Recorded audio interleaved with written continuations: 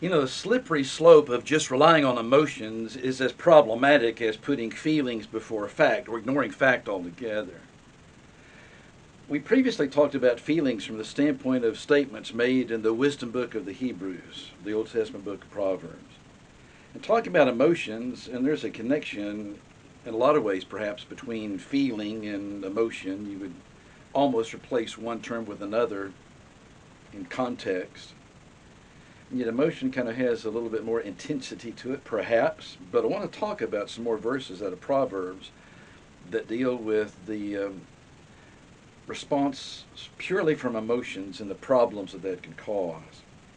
For example, in Proverbs chapter 10, it's a statement that's made almost the same statement two times in this chapter. In verse number 6, blessings are on the head of the righteous, but the mouth of the wicked conceals violence. Now, why are they acting violently? It's not out of fact. There's some other kind of problem involved.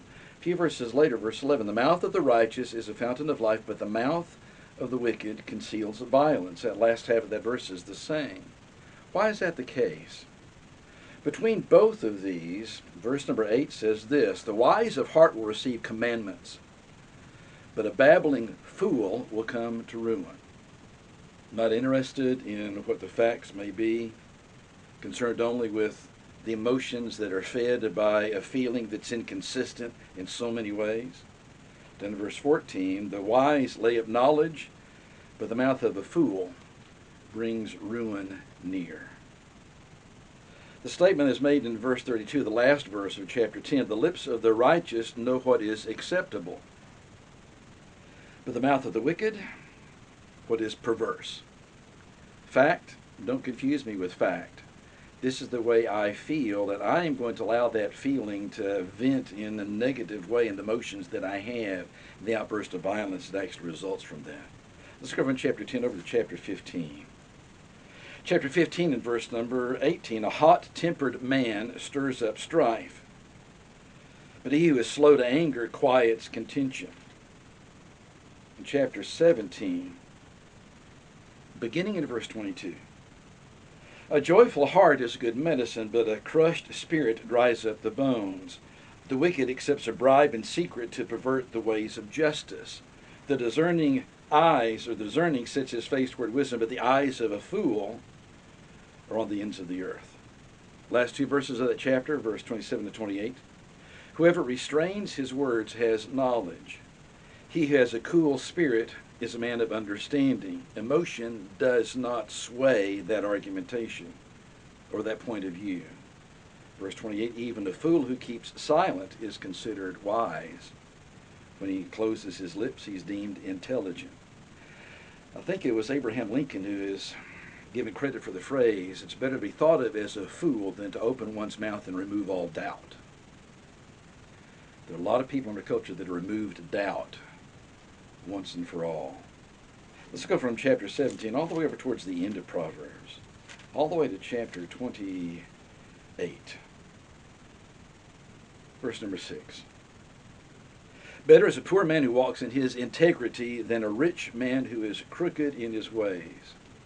Deceitful, don't care about facts, don't care about other people. Truth is what I deem it to be, and if you become upset with me, my anger and my wrath, my negative emotions are going to be very, very strong and violent. I want to rule the day with my inconsistency. Chapter 29, verse 11. A fool gives full vent to his spirit, but a wise man quietly holds it back. If a ruler listens to falsehood, all his officials will be wicked. Interesting statement. Verse number 18, when the wicked increase, transgression increases, but the righteous will look upon their downfall. We live in a culture that more and more there's a segment that is a growing segment in our culture that is fed by feeling and thrives on negative emotion. Intelligent discussion, they can't handle. They won't. They'll silence you before they'll actually listen. They won't accept any other point of view. They want you to be respectful of their conclusions, but they'll never listen to yours. Isn't respect supposed to be two-sided?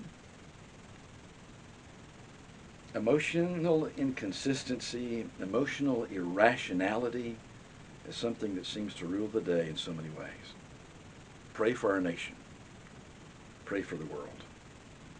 Pray for a determination to turn back to fact versus feeling, and consistency over a parade of emotions that shows the foolishness of the heart.